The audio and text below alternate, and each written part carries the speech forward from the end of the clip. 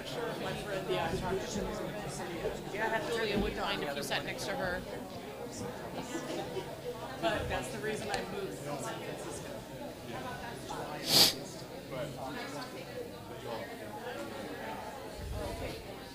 Yeah, those are open. Those are open back there. The first day. First or second day. There was a couple of days in July, but it's good. Because of the overnight, we're used to it being in the 50s in the summer. Maybe low 60s, but it hasn't. My parents live north of Seattle.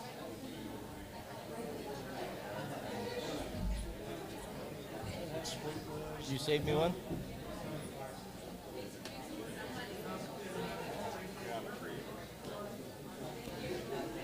On the fire situation. No, I know. I haven't.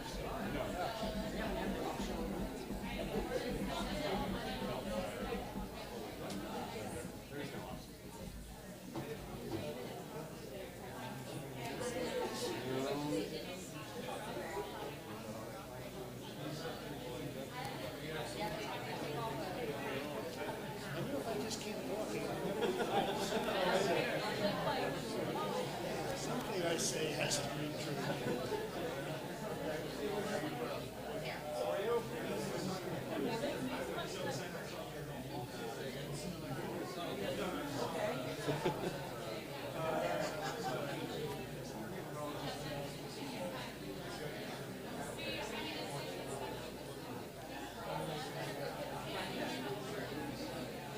Longest item ever. It's supposed to take 30 minutes top.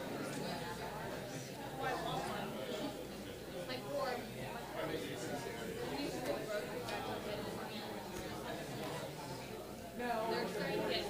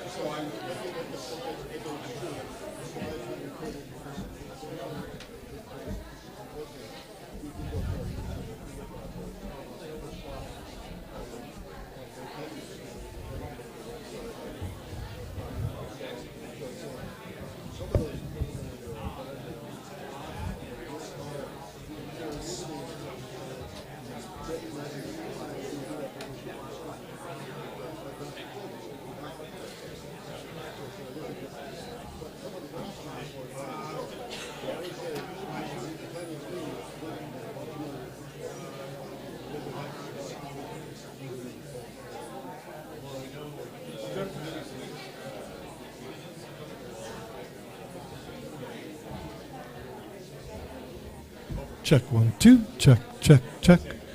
Check 1 2, test 1 2, check. Check 1 2.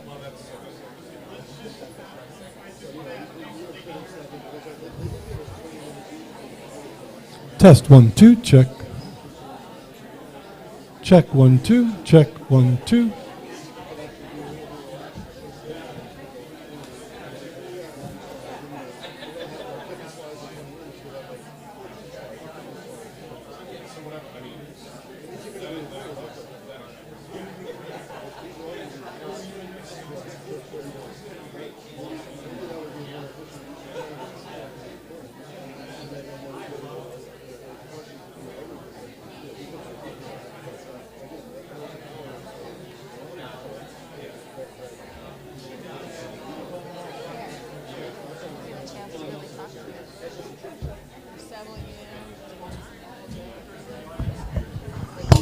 Good morning, everyone. We're just going to do a real quick test here.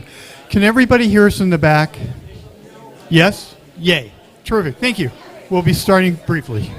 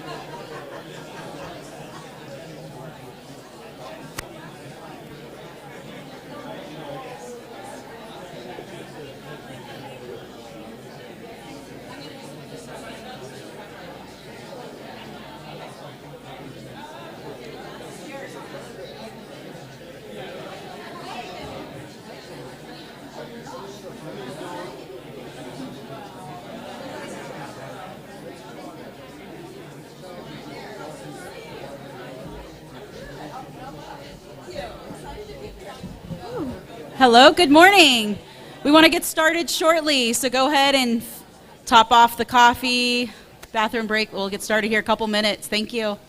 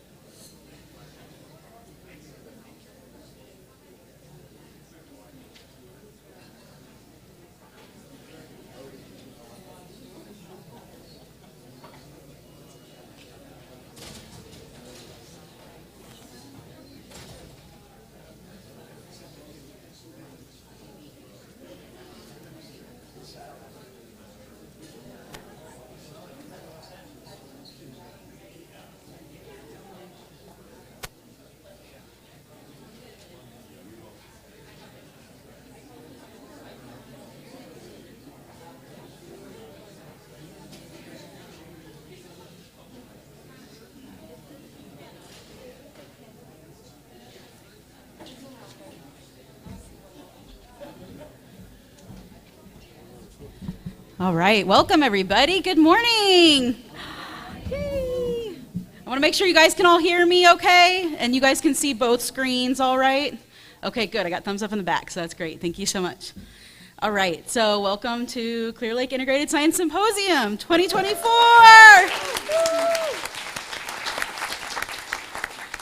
My name is Angela DePalma Dow. I work in the Watershed Protection District, Water Resource Department at County of Lake. My co-coordinator here is Dr. Janine Pfeiffer, and we've been planning this for about a year with a lot of help, and we're really excited it came down to this day. So we're here.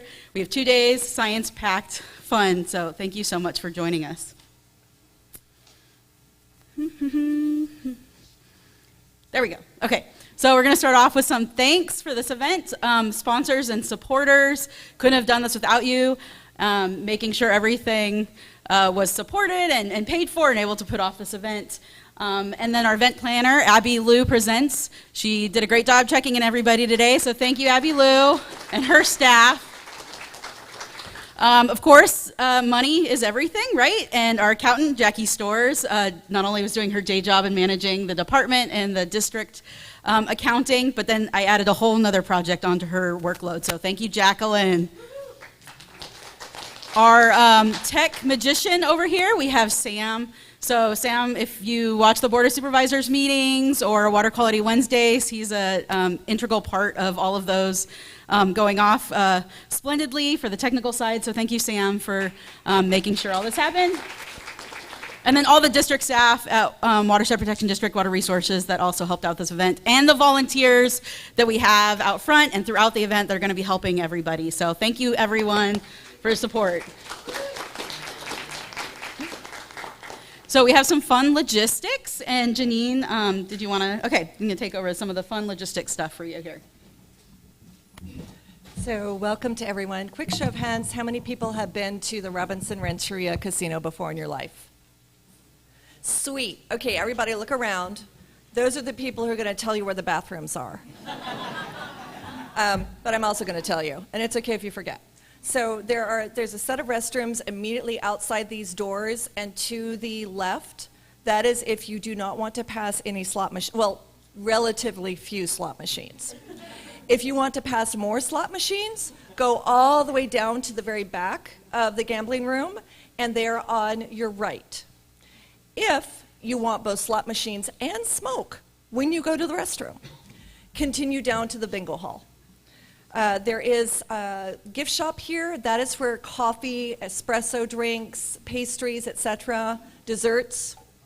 If you are flagging, you need sugar, that's where you go.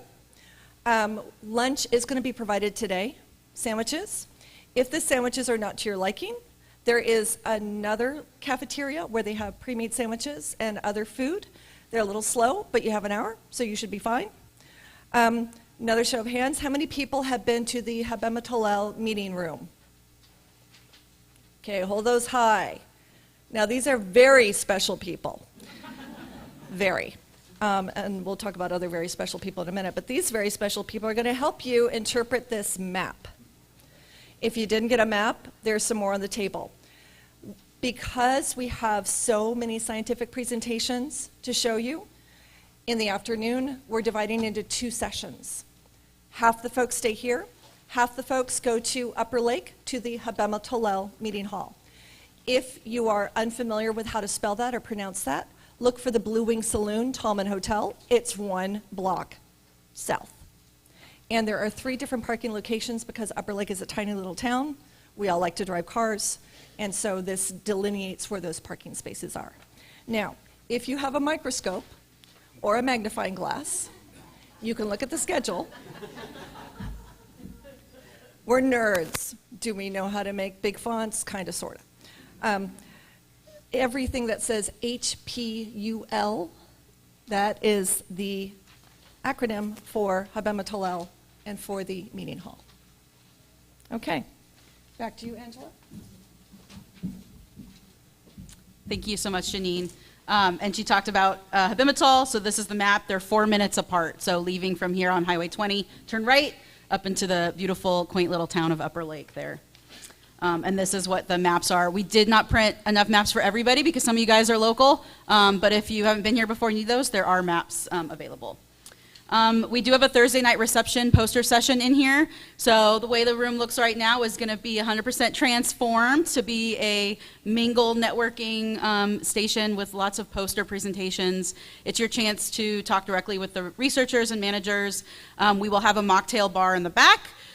There is also a liquor bar on premises, and then we also have small plates provided by Saucy Bowls, which is an up-and-coming woman-owned catering business here in Lower Lake. And thanks to our sponsors for this event, which is the Westside Sacramento Integrated Regional Water Management Group, Eutrophics, and AES. So thank you so much, our sponsors, for that reception. And then tomorrow evening, we're going to have the science film called Big Lake, Big Science, and this is down in Lakeport. So we're up here in Robinson Rancheria, Highway 20, then to the cutoff, and then down to Lakeport. And in the cute little town of Lakeport, right by the lake, is Soper Reese Theater. And so the doors will be open at 6 p.m. and 7 o'clock showing, and there will be concessions being sold, and all the proceeds will be going to Soper Reese. So this is tomorrow evening, Friday, to round off the week and start your weekend off right. So a little background about this meeting, the purpose. It's pretty historic. So we're going to talk about the recent research and science behind water quality monitoring, the lake and landscape management that's going on, also going to be going on in the near future, any conservation restoration within the watershed, within the lake. And the last dedicated Clear Lake Science Symposium that was here in Lake County was in 1997 and 1998. So it's been 25 years.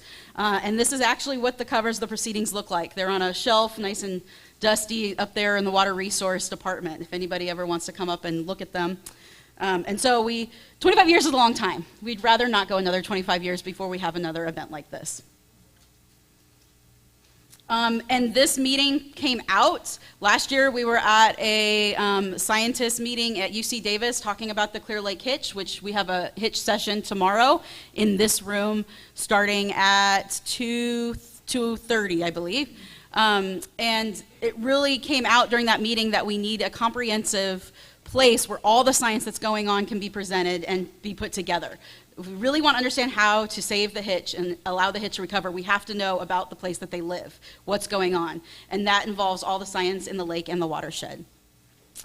We also felt it was the role of the Watershed Protection District to fill that because the Water Resource Department and the Watershed Protection District work together, the same staff, same building.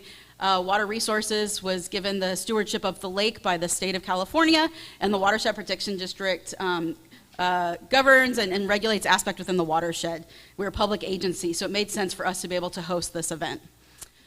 We had 2 planning meetings with a variety of managers and researchers. A lot of them are presenting over the next 2 days, and those were in November and April, November 2023, April of this year.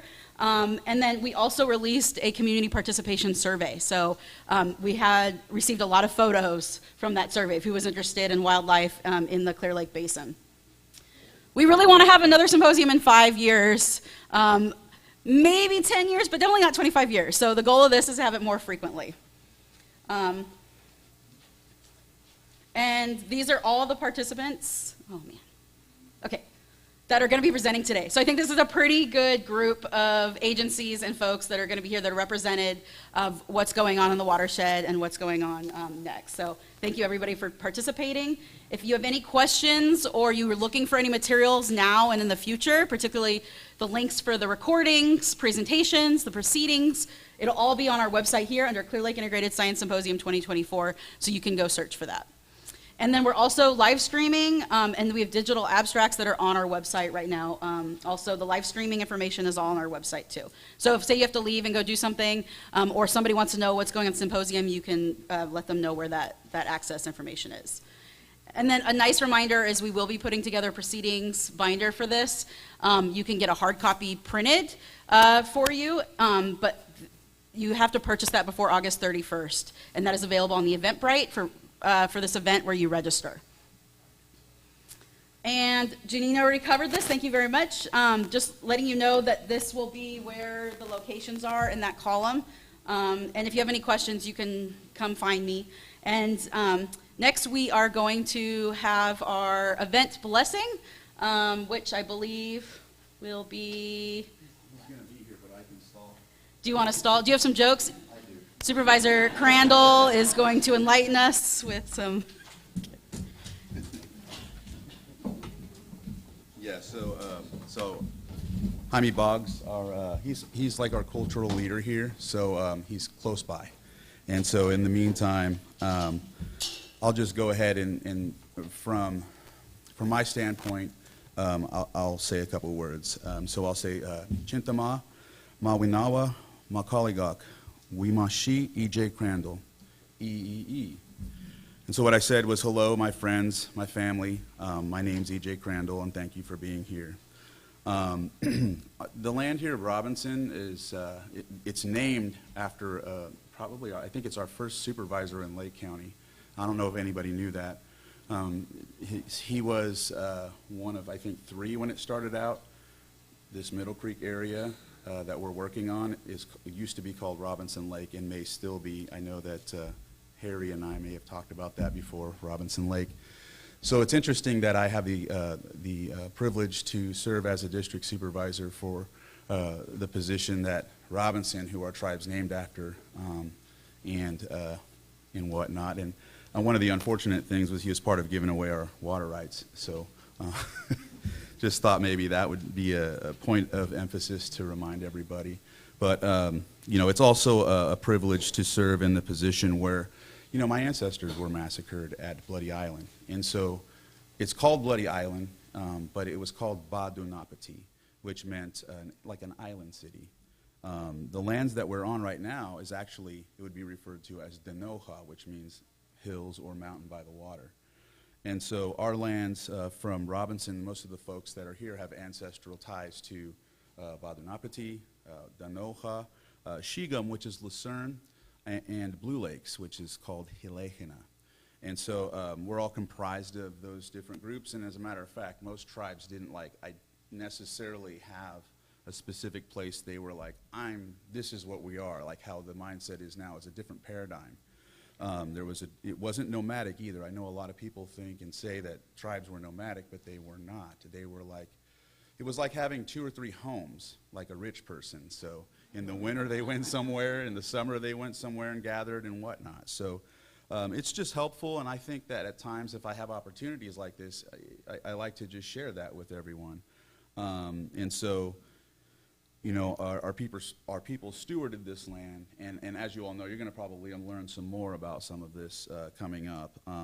Another point I'd like to make is that I actually grew up on this rancheria over the hill here on Manzanita Circle, and you've probably seen the scars in the hills of the fire that just happened a couple weeks back. Well, where it was, I guess it started, was near the backyard where I grew up. And so my cousin who lives there, I felt bad for him because when I went there, the fence was burnt down, and I remember that fence. There was another fence there because my neighbor was so annoyed with us playing baseball in the backyard that he put up this old fence. So yeah, it's a lot of history here. I know that's short history because when we established in 1980 and then the houses were built in 88, you know, it's not as far back as you think, but you feel like it is. And so I just like sharing these things. They can't hear me. Okay, well, how about now? Is that better?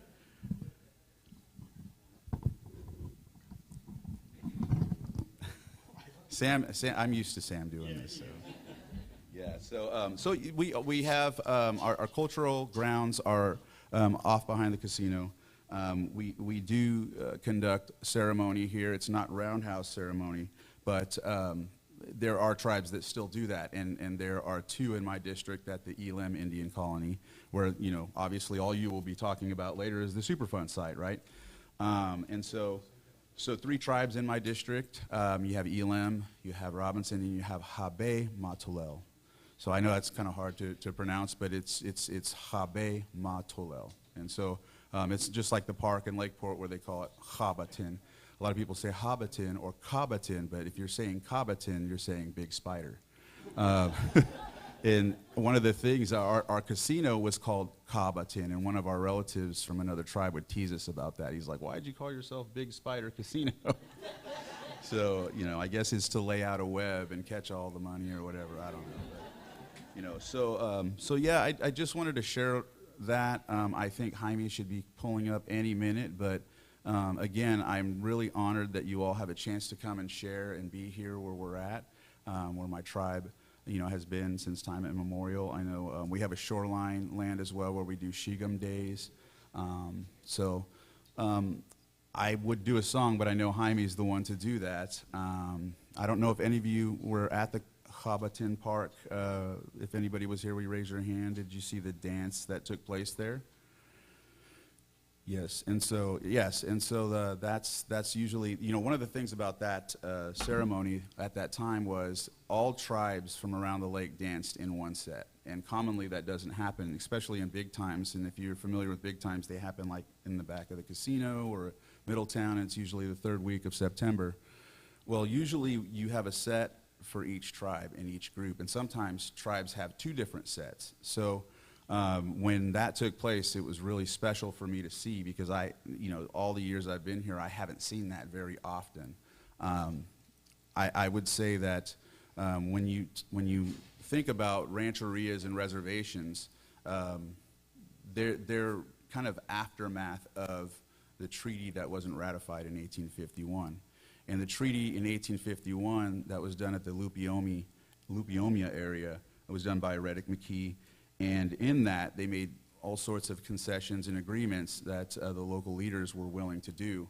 But it was never ratified. So in essence, when you really think about it, it was kind of like, okay, if you guys move, you'll get this, but it never happened. And the lands that would have entailed are south, like almost near Cobb, and all the way up to like Lake Pillsbury area. So that land would have been one giant reservation, like how they have Round Valley and whatnot. So just wanted to emphasize that, because a lot of people don't know that treaty was never ratified, and it was intended to be an agreement. And so a lot of times that's a misnomer or a misconception. So I think I've stalled enough. I don't know if he's here. He should. But yeah, I just appreciate you all being here. I hope what I've shared has helped. I hope that you feel welcome in my homelands and in my people's homelands, and know this is a real helpful thing for it, because we always want to steward and care for the land. The land is a living being. When we take from it for medicine or anything like that, we give back to the land. We give back to even a tree, even to an animal. So tobacco's given, or a song's given, or something like that. There's always reciprocation. And so that's a lot to think about at times. So anyhow, I appreciate you being here, and I apologize for going on. I thought I could make it happen, but yeah, sometimes it doesn't work out. But thank you. Oh.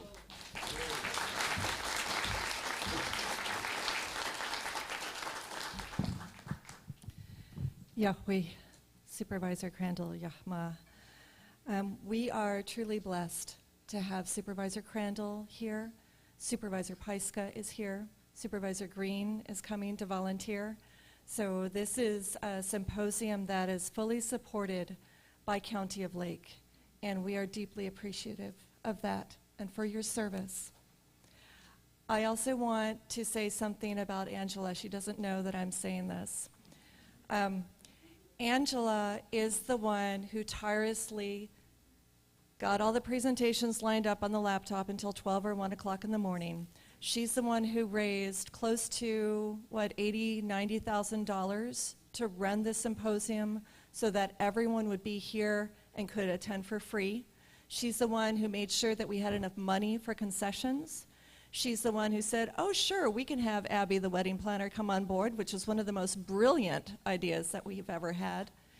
And she is also someone who tirelessly advocates for the health of Clear Lake. So, Angela, you've been a star, and we're going to give you a special round of applause right now.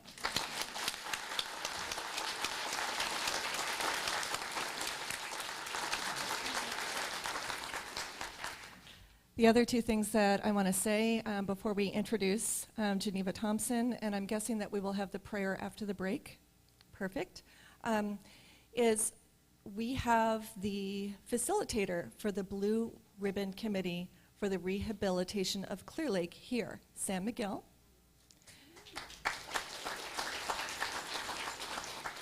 And the Blue Ribbon Committee for the Rehabilitation of Clear Lake was established through an assembly bill. He'll tell you more about that. But most of the scientists that you will be hearing from these 2 days are funded by monies from the Blue Ribbon Committee for the Rehabilitation of Clear Lake. And if this is the first time you're hearing about that, I'm sorry. We are trying to get the word out for every single member of the public who is attending today, either here or online. We are so glad to have you. We are so glad to have you.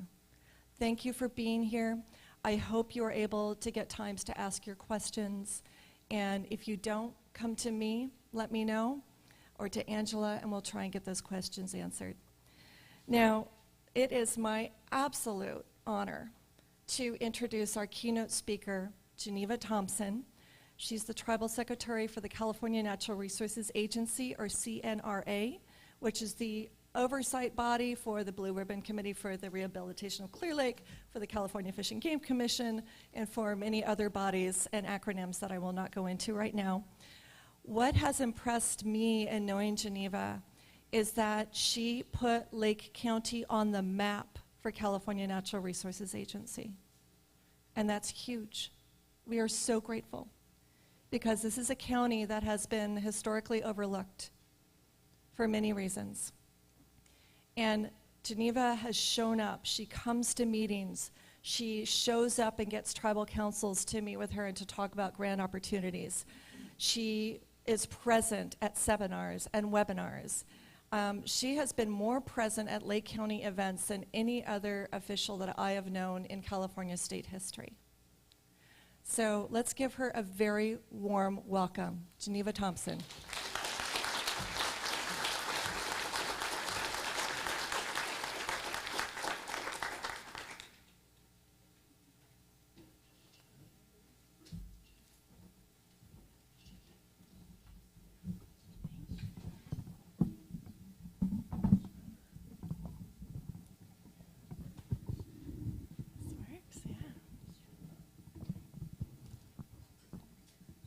Osio, and good morning, everyone.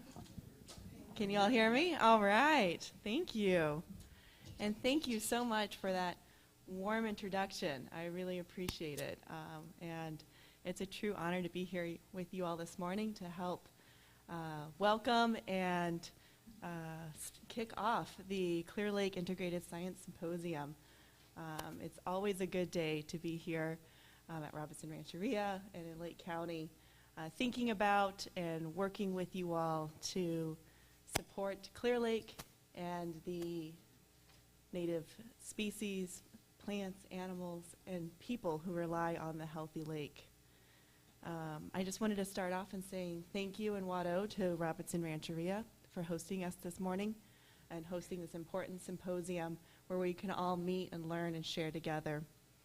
Also, Wado and thank you to the organizers of the symposium, Janine Pfeiffer, Angela DePalmadal, San Miguel, and so many others who have put countless hours in organizing the symposium and ensuring that we can all gather here today and tomorrow to learn about all of the hard research and implementation projects that have been going on to support the lake.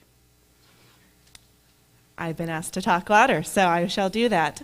As introduced, my name is Geneva E.B. Thompson. I'm a citizen of the Cherokee Nation, she, her pronouns, and very honored to serve as the first ever Deputy Secretary for Tribal Affairs at the California Natural Resources Agency. It's been a crazy 3 years working closely with tribes across the state of California, local governments, community leaders, and thinking about how the state of California is moving forward in addressing historical wrongs, but also moving forward in the spirit of truth and healing and strengthening our partnerships with tribes across all of the work that we do, and especially in the environmental and natural resources space under the agency. The California Natural Resources Agency is an executive-level agency that has 27 departments, conservancies, and commissions underneath its agency umbrella, one of those being the Blue Ribbon Committee on the Rehabilitation of Clear Lake, but also we have the California Department of Fish and Wildlife, Department of Water Resources, State Parks, CAL FIRE, and so many more. I won't spend time listing all 27.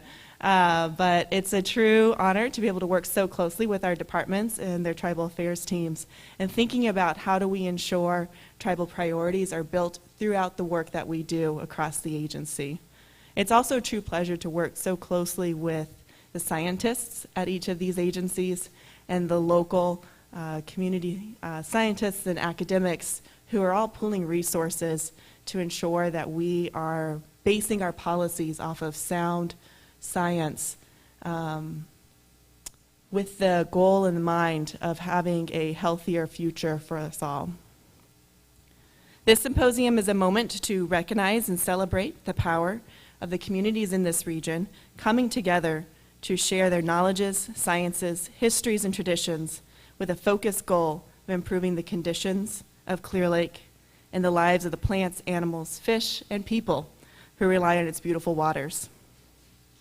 As you will see and learn here today and tomorrow, traditional ecological knowledge practitioners and scientists have dedicated countless hours to the study of impacts of the pollutants, including mercury, invasive species, water quality and quantity issues, and climate change on the impacts on the Clear Lake.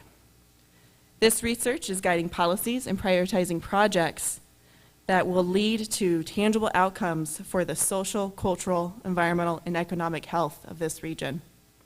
I first want to highlight the leadership and expertise of the 7 California Native American tribes that have always, since time immemorial, stewarded the waters of Clear Lake. A huge wado and thank you to Rapitan Rancheria, Habitamo of Upper Lake, Elam Indian Colony, Big Valley Band of Pomo Indians, Scotts Valley Band of Pomo Indians, the Koi Nation, and Middletown Rancheria for your continued commitment and care of your ancestral lands and waters.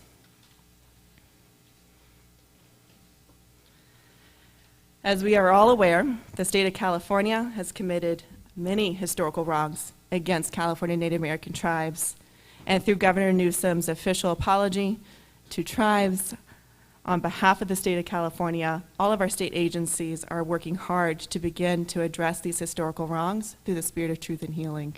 And this is done through so many different ways, but ensuring that we're pursuing early and often tribal consultations, partnering with tribes to ensure traditional ecological knowledges and tribal leadership and priorities are built throughout our environmental laws and policies.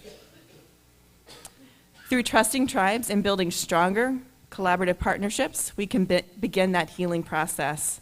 And the tribes of this region have really shown us how to do that. It was tribal leadership that pushed all of us to understand the biodiversity crisis facing the region and that we were on the brink of losing the chai, the Clear Lake hitch fish species here in the region. Tribal leadership, traditional ecological knowledge, scientific observations, and holding the state accountable have led to intergovernmental collaborations focused on the protection of the chai. The tribes are hosting annual Clear Lake Hitch summits, which are wonderful moments to bring everyone together to share resources and support each other in the protection of the fish species. The tribes are also hosting, in partnership with state and federal agencies, bi-monthly coordination calls to ensure that these fish species are top of mind and are continuously being thought about and cared about in the work that we're doing together. I also want to say a huge wado and thank you to our federal partners. There are many federal agencies that are bringing in staff and resources and support to the region. To name a few, the Army Corps of Engineers, the U.S. EPA, USGS, U.S. Fish and Wildlife, Bureau of Land Management, and the U.S. Forest Service, and I know many other federal agencies are committing so much time and resources for this region. The money, research, and partnerships federal agencies are providing are critical to our collaboration and success for the stewardship and care of Clear Lake.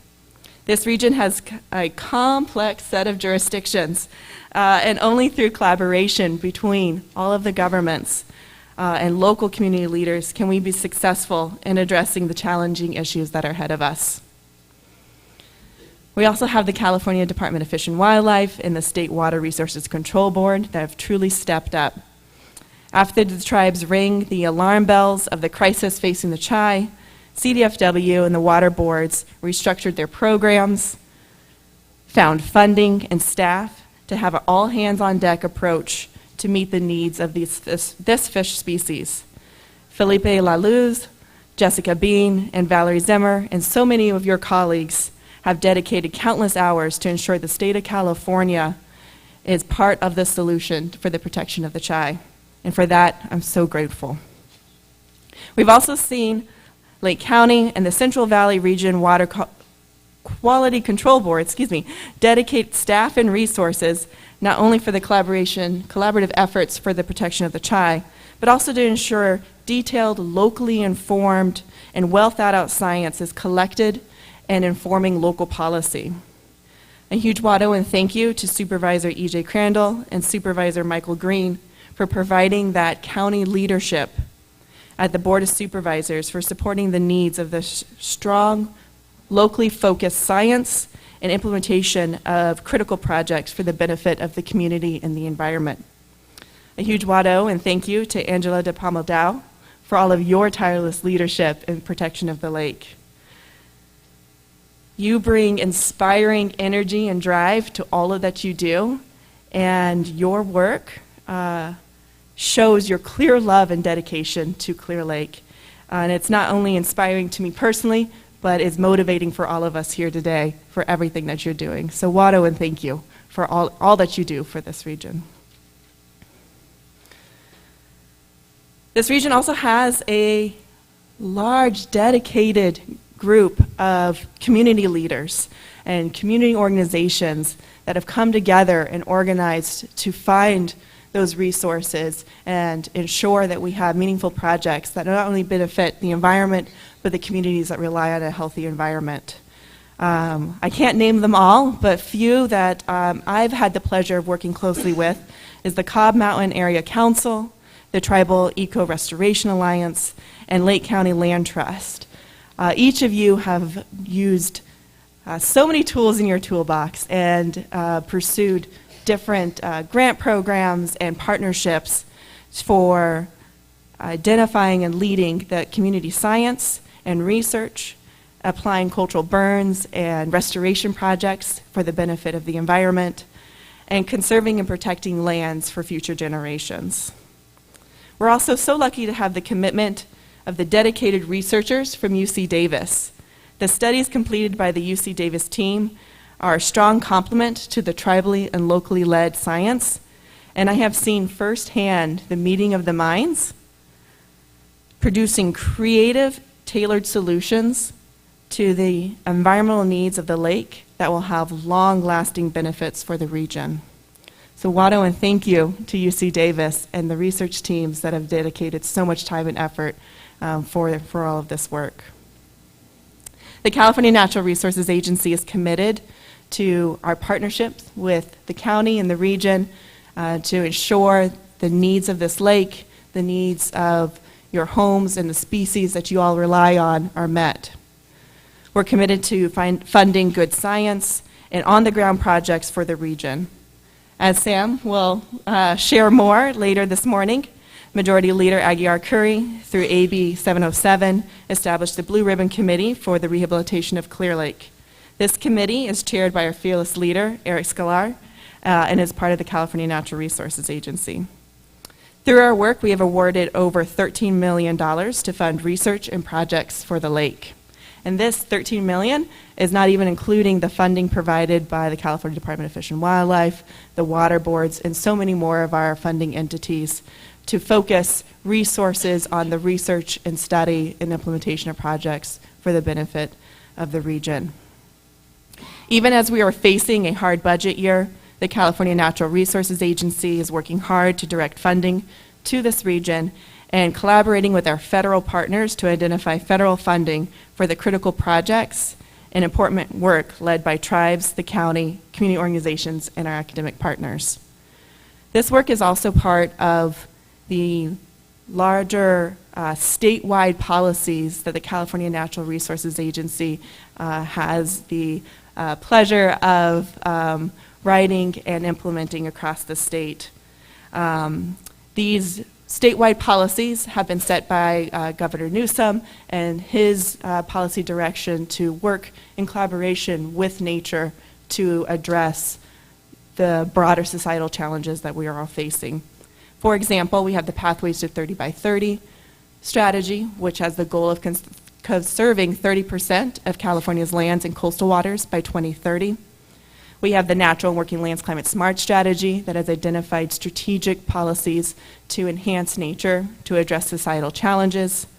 The Outdoors for All strategy to ensure equitable access to nature and natural resources, as well as our brand new strategy that we're still writing, the Tribal Stewardship strategy that is looking at advancing tribal access, co-management, and ancestral land return. So these policy goals are all being implemented in this region.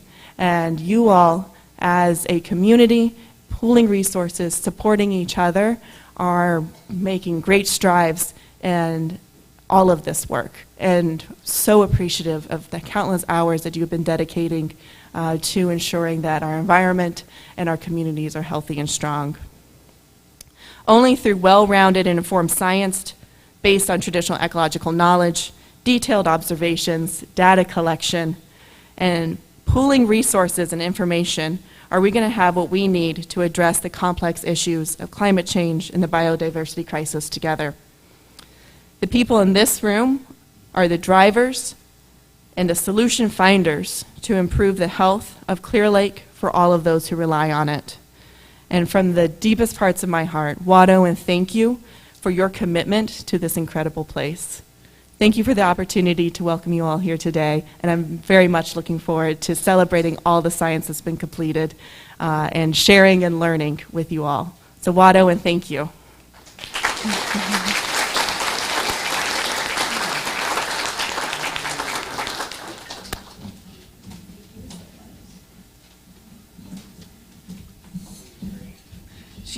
She's so tall.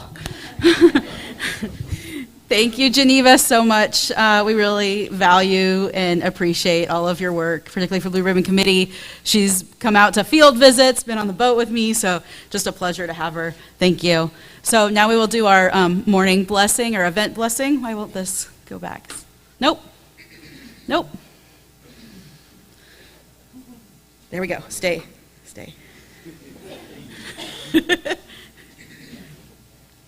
And thank you to Robinson Rancheria for having us at this event, and thank you, Jaime Boggs, for doing our morning blessing. We really appreciate it. Do you need me to move anything? Such a big stage. Yeah.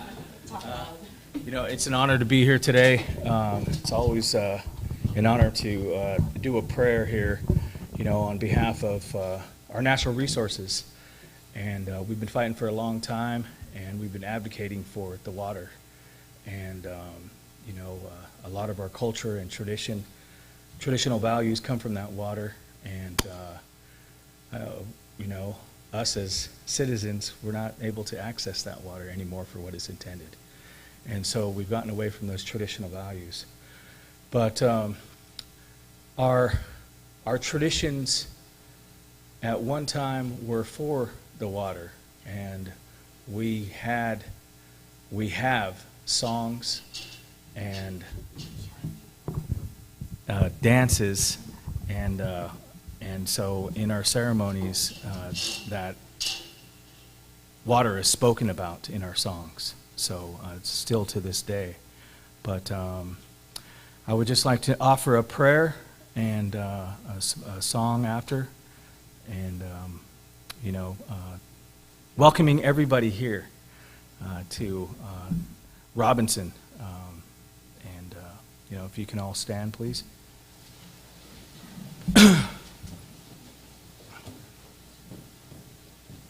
Thank you. Waharika, makaka chen, batale hintoche.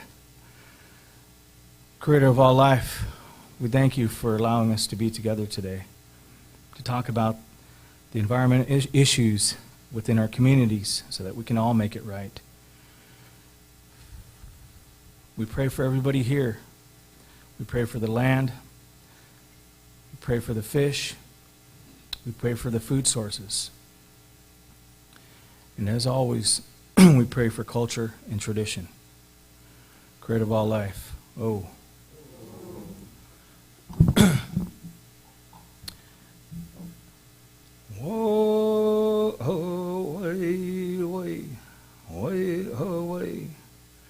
Wika naiba hanipi we kodia ka tempi we hewa Hawaii we wa Hawaii we wa Hawaii we he anim kahadule he anim kahadule hewa Hawaii we wa Hawaii we wa Hawaii we Hawaii wika naiba hanipi we kodia ka tempi we hewa Hawaii we wa Hawaii we. Oh, thank you.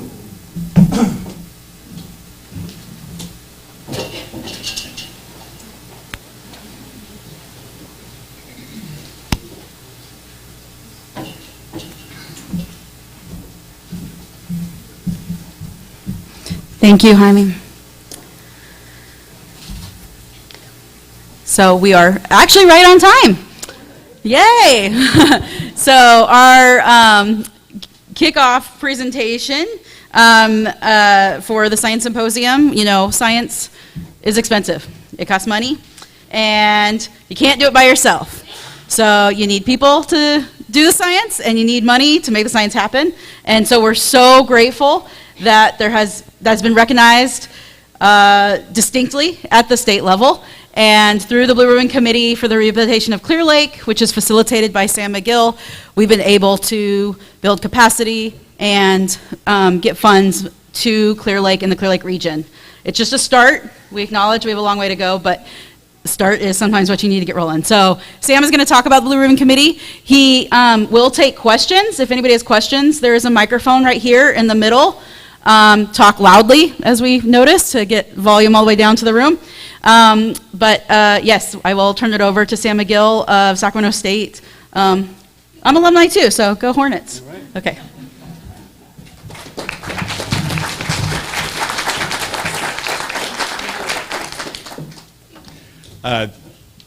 Many thanks, Angela, and thank you all for offering me the opportunity to speak during the symposium. I know that everybody who's spoken so far today has thanked our host, Robinson Rancheria, but again, my heartfelt thanks.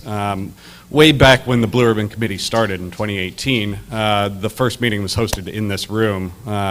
Some of you may have attended at that time. And thank you to Angela, Dr. Pfeiffer, and everybody who's worked so hard to put this symposium together. As Geneva and Angela mentioned, my name's Sam McGill. I'm a senior facilitator with the Sacramento State College of Continuing Education.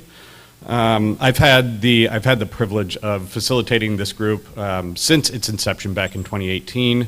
And just one note, as a facilitator, my goal here is really to assist with the process, the process itself. I am by no means a scientist. You'll hear me caveat that again and again throughout my slides. I'm here to help the process move forward, but not necessarily answer questions about the science itself. So I just want to make that really clear, because otherwise I'm going to make a mess of all the great work that's happened so far. Throughout my presentation, you'll hear me refer to the Blue Ribbon Committee for the Rehabilitation of Clear Lake as either the BRC or committee. We really use those interchangeably, so if you see either of those up on the slide, that's what I'm talking about. And really, I just want to give you a little overview of where the committee came from, some of the work that it's accomplished to date, and who's really been involved in it.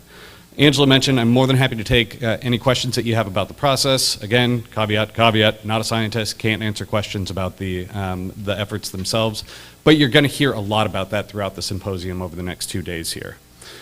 So with that, I'm going to go ahead and jump into it. Hopefully. There we go. Geneva, in her great presentation, mentioned a little bit about this. The committee was launched in 2018 by AB 707. That was legislation sponsored at the state level by now California State Assembly Majority Leader Cecilia Aguilar Curry. And the committee really takes its direction from that founding legislation. One quick note and thing that we've heard over and over again is that the name, the Blue Ribbon Committee for the Rehabilitation of Clear Lake, maybe that's not the best name. As you all know, the lake is incredibly biologically productive, and it always has been, at least in our lifetimes and for thousands of years previously. So maybe rehabilitation isn't quite the right word for it. That said, the name itself is established in the legislation, so that's why we've continued to use it. Maybe it's open for discussion whether that needs to change, but that would take amending the actual legislation itself. So I just want to throw that out there. Let's see. Okay. AB 707 sets the committee's priorities and sets the BRC's membership. That's really important to note. Dr. Pfeiffer mentioned that one of the big things and one of the reasons that we were invited here is to get the word out about all the great work that the committee has done so far. We have heard from a number of stakeholders in the past that they'd like to add members. So the actual founding legislation directs the California Natural Resources Agency to establish the committee, and the actual membership itself is set in the legislation. It includes one member of the County of Lake Board of Supervisors.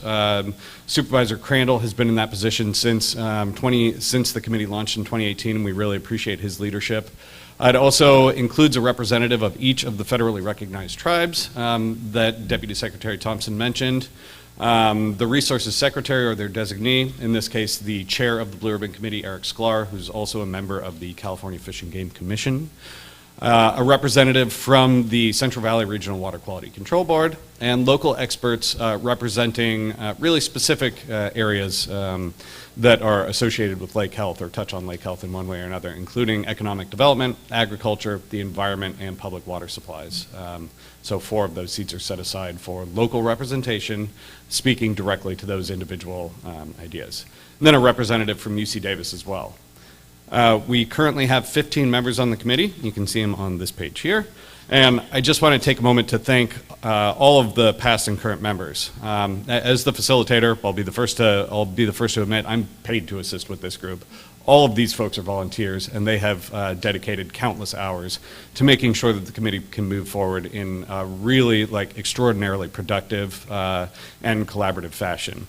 I won't run through, well, actually I might as well recognize all of them now. I mentioned Chair Eric Sklar, Supervisor E.J. Crandall. From the Big Valley Band of Pomo Indians, Sarah Ryan has been tirelessly dedicated to all of the work the committee is doing. Patricia Franklin, or Patty Franklin, from Scotts Valley Band of Pomo Indians. Daniela Santana from, and Supervisor Crandall, I'm trying my best to retrain myself on how to say Habe Matoel correctly. I've been saying it the wrong way for a long time, and I'm going to work on that. But thank you to Daniela. Luis Santana, here representing Robinson Rancheria here. I will note that we have a couple of vacant seats from some of the other tribes right now, and we really want to fill those. So if you are a representative of Koi Nation, Elam Indian Colony, or Middletown Rancheria, in the past we've had members, they've gone through staffing changes occasionally. Please come up to me and talk when we have a break. I want to make sure that we get you plugged into the committee as quickly as possible to fully round out the membership. Jennifer LeBay has represented the Central Valley Regional Water Quality Control Board. Wilda Schock is our economic development representative from the Lake County Economic Development Corporation. Rebecca Harper is the executive director of the Lake County Farm Bureau. Dr. Harry Lyons from Lake County RCD, and finally Keith Ahart representing public water suppliers from Golden State Water Company. So maybe we can just pause here to thank all of them. A quick round of applause would be wonderful, because again, they're volunteering for all of this.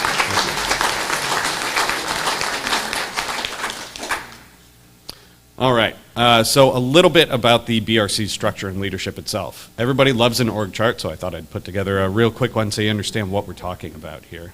As Deputy Secretary Thompson mentioned, Dr. Pfeiffer and others, the BRC is a program of the California Natural Resources Agency. At the end of the day, they're the parent agency for the Blue Ribbon Committee, and make decisions on when funding is available, how it can get to projects that the BRC itself approves. The BRC is that 15-member committee comprised primarily of local representatives that really provide guidance and make decisions on which projects they think will best benefit both the health and economy of communities around the lake. And then there's a series of subcommittees that help kind of inform the Blue Ribbon Committee's work. That includes a technical subcommittee that's really focused on kind of the lake science side of things. And a socioeconomic subcommittee that's focused on how the health of the lake can also benefit the economy itself. The other half of that socioeconomic piece is also talking about community capacity, and that's something that we'll talk about in just a moment. It's something that that subcommittee has been very much focused on to date. And we have the flexibility as other issues, as other major issues arise that sort of fall under that umbrella of AB 707, to form other ad hoc advisory boards as requested by the membership and that may be required. Recommendations and projects that may be carried forward for approval are really discussed first in those subcommittees and then vetted by the full BRC itself. And any approved recommendations are forwarded to the California Natural Resources Agency, like I said, for hopefully funding. One note about that, and I'll go over it in just a moment, CNRA and really with Geneva's leadership has been extraordinarily successful in securing funding for projects in the past. As I think most of the people in the room are aware, the state right now is in a bit of a budget downturn. That doesn't mean that the work stops, though. Just because money isn't available right now doesn't mean that it won't be in the future. So we want to keep the success moving, and in the coming months in BRC meetings, we're going to be talking about how that can happen while there might not be money immediately available for the implementation of new projects. And I'd love to get any questions or thoughts that folks have when we take a break here in just a moment. All right. So, projects that the committee has approved to date. Geneva mentioned there's over 13 million has been directly allocated for committee approved projects. There's really two funding sources. I don't want to bore everybody with it too much that have been used for that. It's either state general fund money, in which case the state legislature and the governor have included that funding in the annual budget itself, or through a fund from Proposition 68. So really grateful to have that funding available. It has significantly moved the needle on lake science, but also a number of actual on-the-ground restoration projects and capacity building projects. Projects, for the most part, have focused on the bullets that you see up on the screen right here. Something that I know, an issue that everybody is aware of in this room, harmful algal blooms and associated research, native vegetation restoration, aquatic invasive species control, aquifer evaluation and data collection, environmental education initiatives, and a number of site-specific environmental restoration activities as well.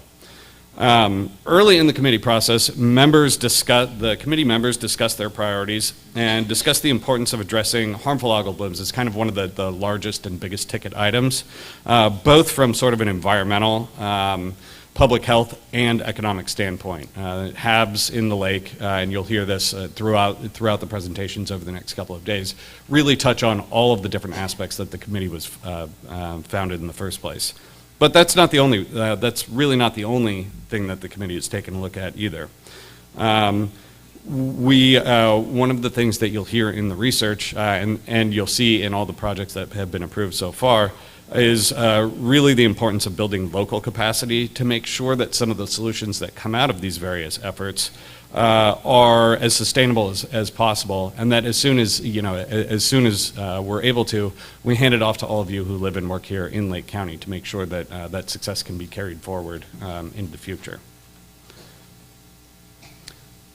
So my apologies in advance on the next slide here. I just wanted to showcase all of the different, there we go, efforts that have been approved and funded. There's a whole bunch of other projects that have been approved by the committee, and we're still working on getting those funded, but I wanted to give you a snapshot of all the great efforts that have been actually funded. There is money available, and all of these projects are either contracted with these individual entities and are being implemented, or each one of the organizations that's kind of leading those efforts is still working on contracting and getting its agreements in place so that we can get money out the door and get the work happening as soon as possible.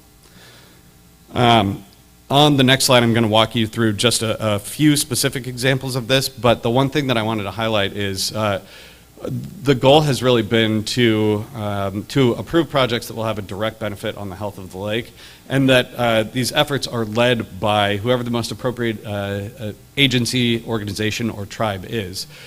Big Valley Band of Pomo Indians has a number of projects on here that they're working on. The county does as well. UC Davis has some from the research perspective, as does the U.S. Geological Survey.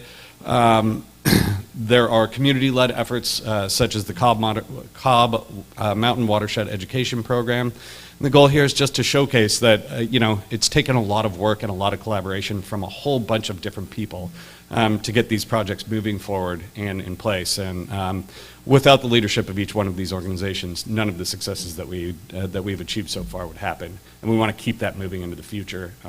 Again, it just sort of showcases the state's dedication to making sure that all of these great things continue to happen. So I have just a couple of slides left. I wanted to showcase some of the individual successes that we've had so far with projects that are currently being implemented. This is by no means an exhaustive list, but they just happen to be ones that I had pretty good pictures for, so that's why you're going to see them.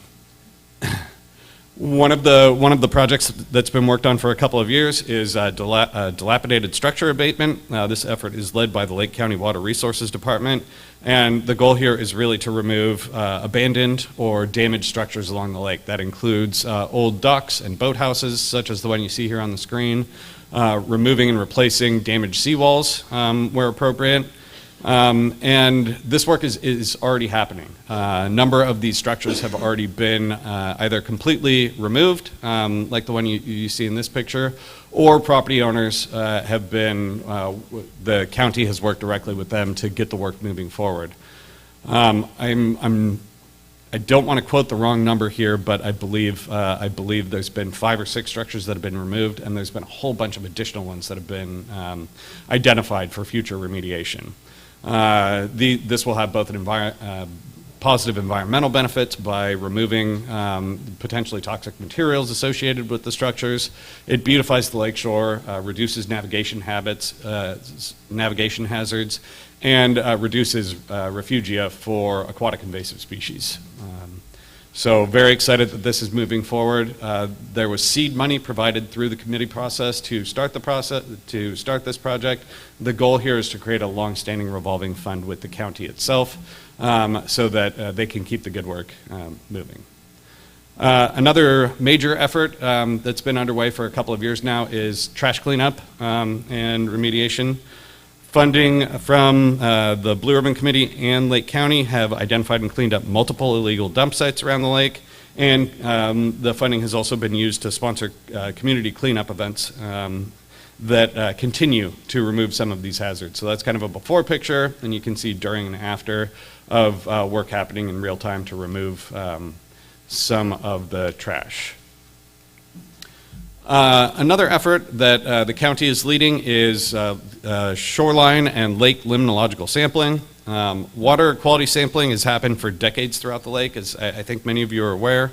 In 2020, the County of Lake WRD took over a long-standing monitoring program from the California Department of Water Resources to continue collecting this information. BRC funding was used both as seed money, and they have an additional proposal in place to secure additional state money to keep this program moving forward. But the information provided from the sampling is really critical for public and private water suppliers to understand where water quality issues arise and adjust water quality treatment requirements as needed. It also assists to better understand where water quality challenges may be impacting the environment. So, it helps continue to build out the knowledge base necessary to address some of the longstanding challenges throughout the lake. Another project that is currently being implemented primarily and led by Robinson is common carp management. The BRC assisted in funding a program led by Robinson to reduce the prevalence of common carp in Clear Lake. I think all of you are probably aware that carp are an invasive species with a pretty voracious appetite that can quickly outcompete many of the beneficial native species that you have here in Clear Lake. The last couple of projects I wanted to highlight are 2 major research efforts led by both the UC Davis Tahoe Environmental Research Center and USGS. Turk's work in particular has been ongoing since the committee's inception and was actually built into that AB 707 process. Additional BRC money funding has gone on to continue the development of both in-lake monitoring and lake modeling efforts that you're going to hear about a number of times throughout the symposium. That's very much focused on better understanding what's driving some of these challenges within Clear Lake itself. What you see up on the screen here is, and the only reason I use this is because it's a really cool graphic, but this is a bathymetric survey that Turk staff carried out to better understand the topography of the lake bottom, and that in turn translates into a better understanding of how currents flow and different potential nutrients and things that cause HABs and other issues move around throughout the lake. So that's just one aspect of the research that they're doing. In addition to that, USGS is very much focused on modeling and monitoring efforts to better understand why HABs occur and whether they're caused by conditions upstream. So One of the major efforts that they're involved in is a sediment fingerprinting analysis, and that's kind of highlighted on this map that you see here, to better understand where different sediment sources and nutrients originate upstream of the lake. Combined, both the in-lake work and the upstream work that USGS are doing is going to hopefully paint a very full picture on where potential problems are entering the lake, how they interact once they're in the lake itself, and then produce recommendations on how best to address them in a sustainable way moving forward. One very big note, I've mentioned it a couple of times, but the modeling and monitoring work from UC Davis and USGS, we have a much better understanding now of what's causing nutrient cycling in the lake thanks to a lot of the research that's been funded as a result of BRC efforts, but that work is ongoing. You'll hear presenters from Turk and USGS throughout the day, and they're much better situated again to answer any of your questions about this science. So just final slide here. How can you all get involved? Dr. Pfeiffer mentioned it. This is a much bigger turnout than we usually have for our BRC events. All of the BRC meetings are open to the public. We have tended now to live stream them or have them on Zoom. You are always welcome to join any meetings. Those are posted to the website that you see here on your screen. You can also find us on Facebook at Blue Ribbon Committee for the Rehabilitation of Clear Lake. I know it's a bit of a mouthful, but if you just type that in, it'll lead you right to our page. And you're also welcome to join us for any of our monthly technical or socioeconomic subcommittee meetings. If you're interested in learning more about how you can get involved, by all means at the break, I can provide you with more detailed information. But we'd really like you there. We'd really like your input as the committee considers all of these really great efforts that have happened to date. So with that, I will stop talking, and I'd love to hear from all of you if you have any questions. I encourage you to come up to the mic. Again, I probably can't answer any of the science questions, but I can certainly talk a little bit about the process itself. Thank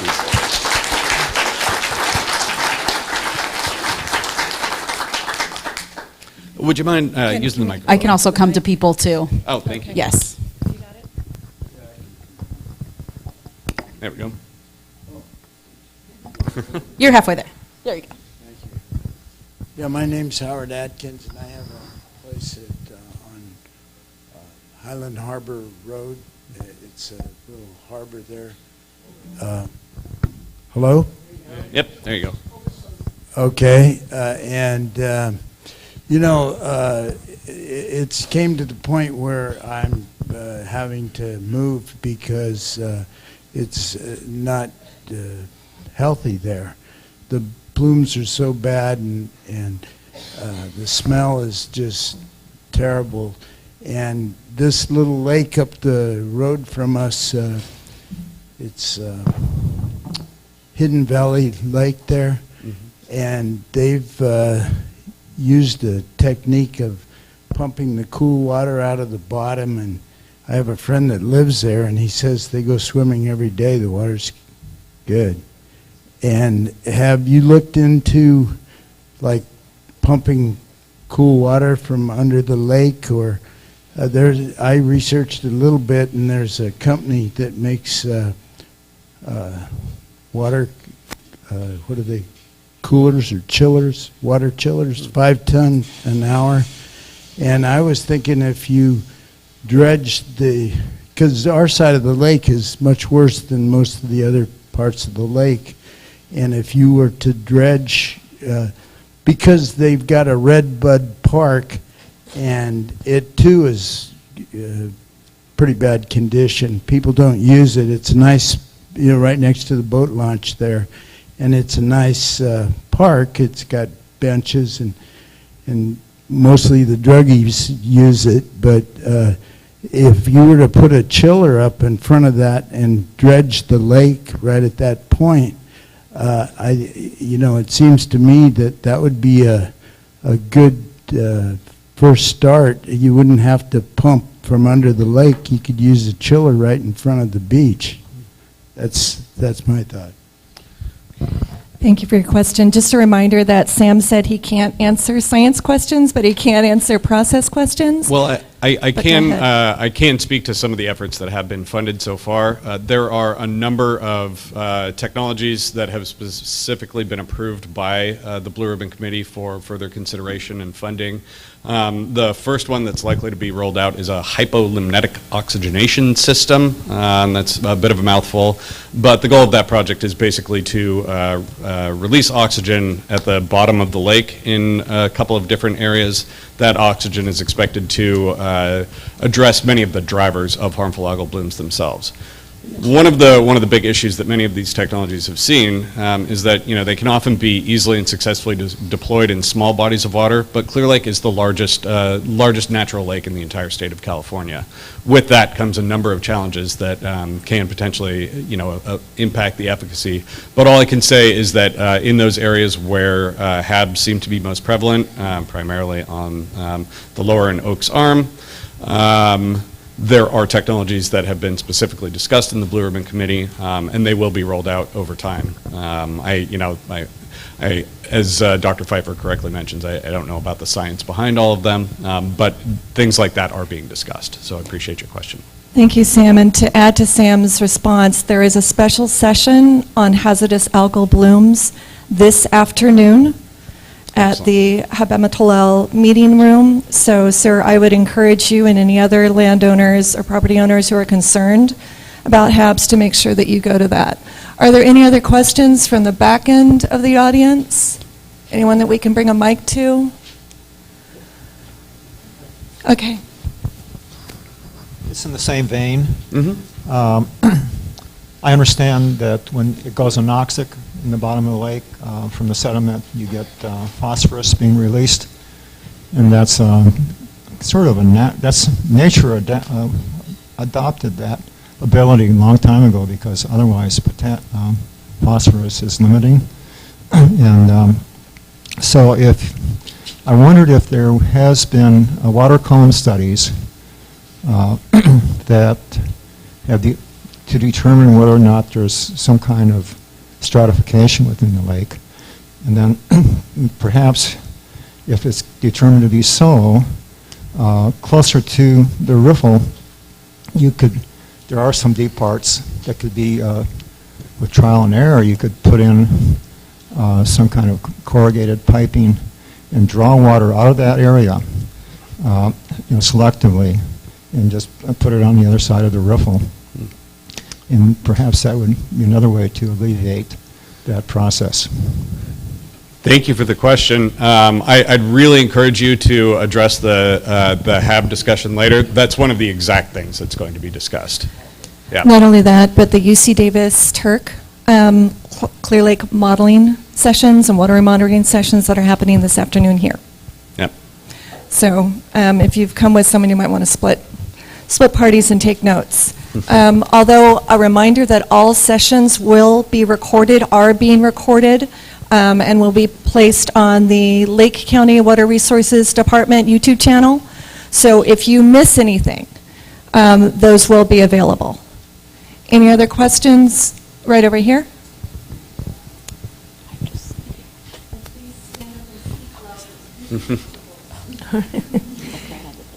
Hello, I just have one question. I'm not sure if you have the answer or someone in the room does, but they're talking about the ancient fish chi or chai and hitch. Is that one and the same fish? They are indeed. Okay. Chai is the Chai. native name. Hitch is the commonly used state name, but they are one and the same. Okay, thank you. And we have a hitch dedicated session tomorrow in this room in the afternoon, so after lunch. It's a two-parter, so it'll be in the afternoon right here. And they'll have a variety of presenters about Clear Lake hitch conservation. Yeah, I highly recommend that you come to that because this is where you're going to find the latest findings and understandings. Nowhere else will you receive the amount of information that we will provide to you. One more question up here. And we have 5 more minutes. Good morning. Sam, can you say anything about the climate bond and what that's just been put on the ballot and what the opportunities for funding for that? Give us a little insight based on the conversations about allocations from that bond. Thank you. I can't speak to that, and I do apologize that I don't have more information on it. I know that discussions are ongoing. It's great to hear that it's qualified for the ballot, and I do believe that there's discussion of some set aside specifically for Clear Lake programs, but I don't know any more than that at this time. Any other questions? Except to go out and vote, so make sure to do that. Okay, I have one. Sure. At the last meeting, the last regular meeting of the Blue Ribbon Committee for the rehabilitation of Clear Lake, it was noted that 26 projects were funded, and about a third of those had not been started.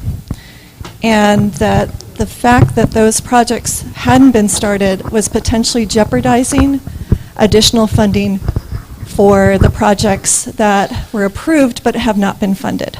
Can you speak to that? I certainly can. So as I mentioned earlier, the state is in an economic downturn right now and had a significant deficit during the last budget cycle that ended June 30th this year. There was not additional money included in that for Blue Ribbon Committee for additional Blue Ribbon Committee projects, but the funding that's in place now is all still secure. For any of those organizations that are still working through the contracting and agreement process, again, we need to wrap up those agreements as soon as possible, but the money is still there, is currently still there. If you are one of the project leads for those that where agreements are still going through, by all means, please come talk to us. If it looks like that work may be extended out further and there may be a more immediate need to it, we're certainly more than happy to discuss that, and I think that's something the committee would certainly be interested in as well. But long story short, the money's still there.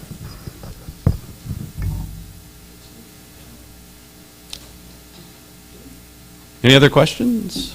All right. Well, again, thank you for giving me this opportunity. You're going to hear so much more about these projects later.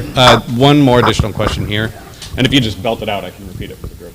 Yeah, well, you know, I know this is moving at government speed, but can't it be sped up some way?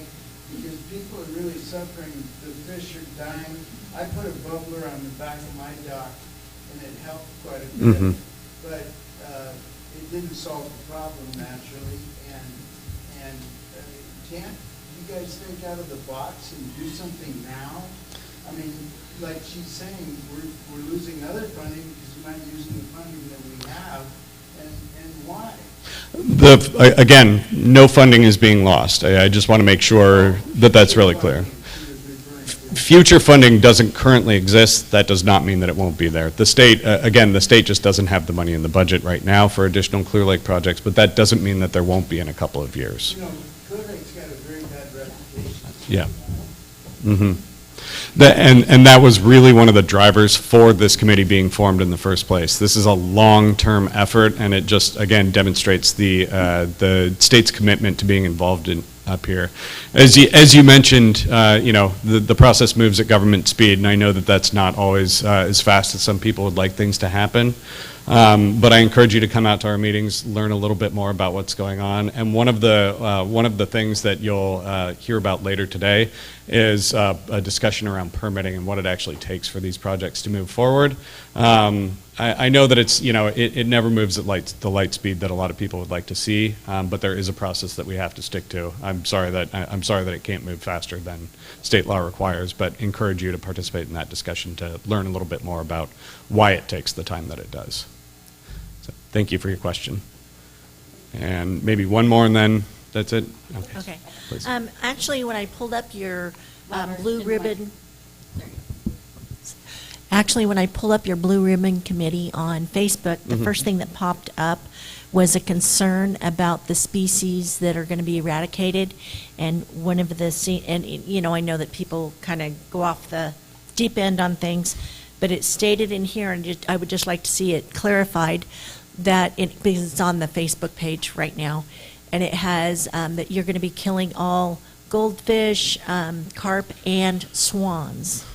So the Common Carp Management Project that I mentioned, that's being led primarily by Robinson Rancheria, but many of the people in the room here are involved in that as well.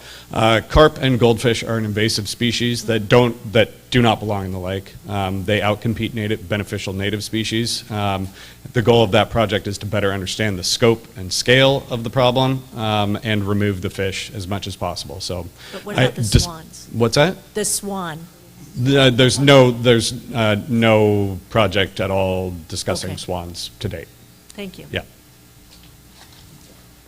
All right. Again, thank you for the opportunity. Really look forward to hearing more about all these great efforts in the future. And thanks again to Angela.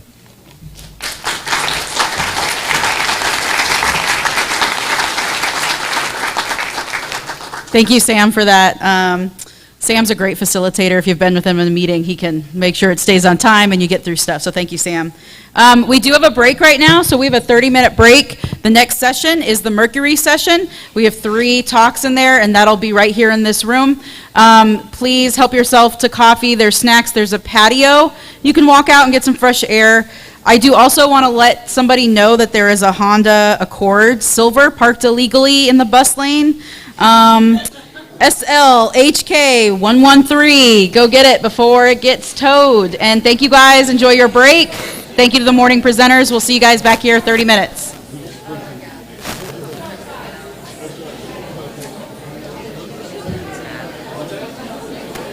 I just want to say my name is Meek. I'm from UC Davis, and I'm going to be presenting at 5 o'clock this afternoon on stratification, anoxia, phosphorus, and cyanobacteria. So if you're interested in all that, I'll be happy to talk.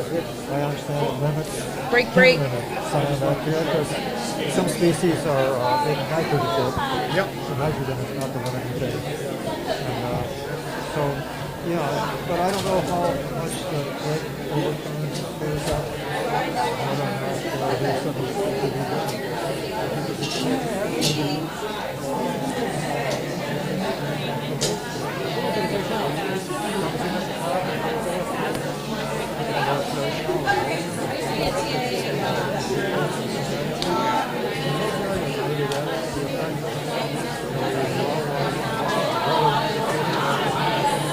Well, it's a huge volume to do mechanical mixing, but what we're really interested in.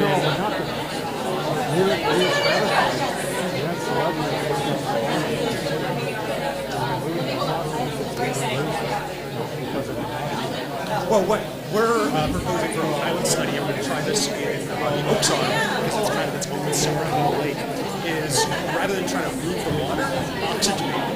Because the reason it's coming out of the sediment is because it's an oxygen. So we really feel like if we can just keep just the water right above the sediment there, above that anoxic threshold, that will be sufficient enough to lock in the phosphorus into the sediment. So I'll be talking all about that during my presentation.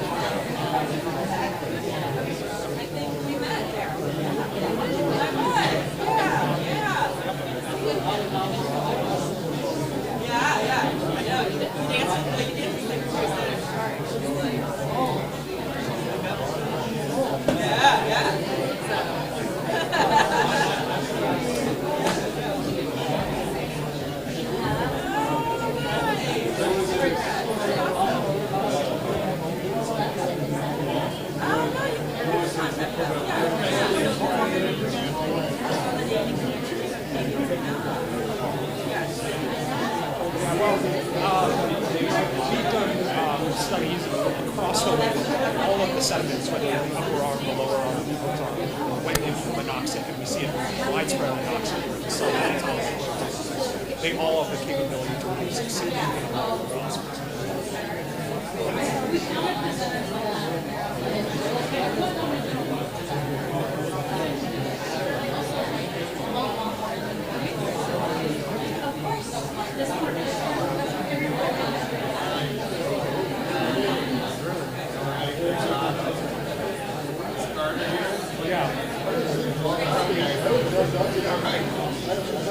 Yeah, I mean, it's definitely temperature related, but the fact that they thrive in warmer temperatures and the water column is more stable. And so the cyanobacteria can use their ability to float to the top. Yeah, so more heat, more stratification. But, as you had mentioned before, one of the key reasons that cyanobacteria figured out is the shift from phosphorus to nitrogen. We get this big phosphorus column, and because they can fix nitrogen, they have the ability to take advantage of all other photosynthetic conditions. And so I really believe addressing phosphorus is really the key source. Climate change, of course, is all problem. That's why we're seeing globally something we're not going to bring down the temperature in a decades. That's better.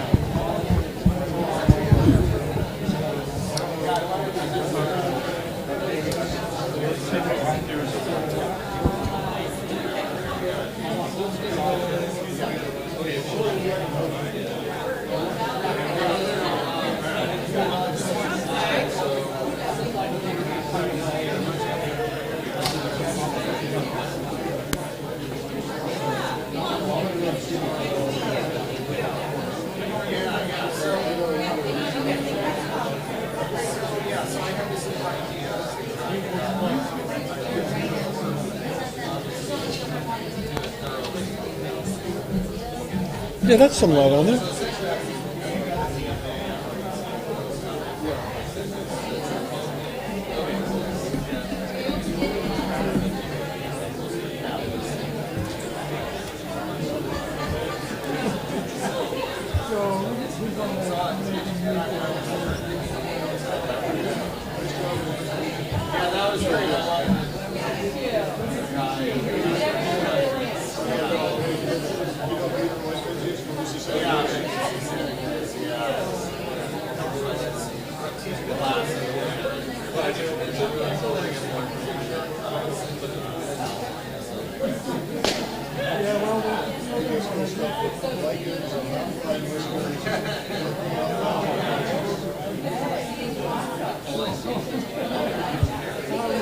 You take care. I do.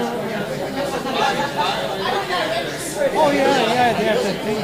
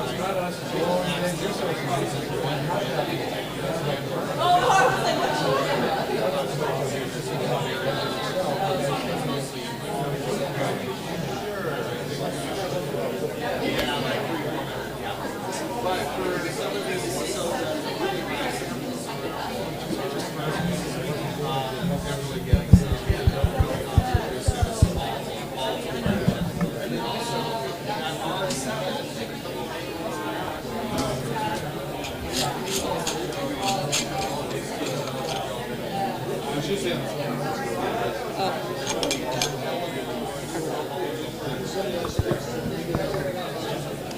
925.20.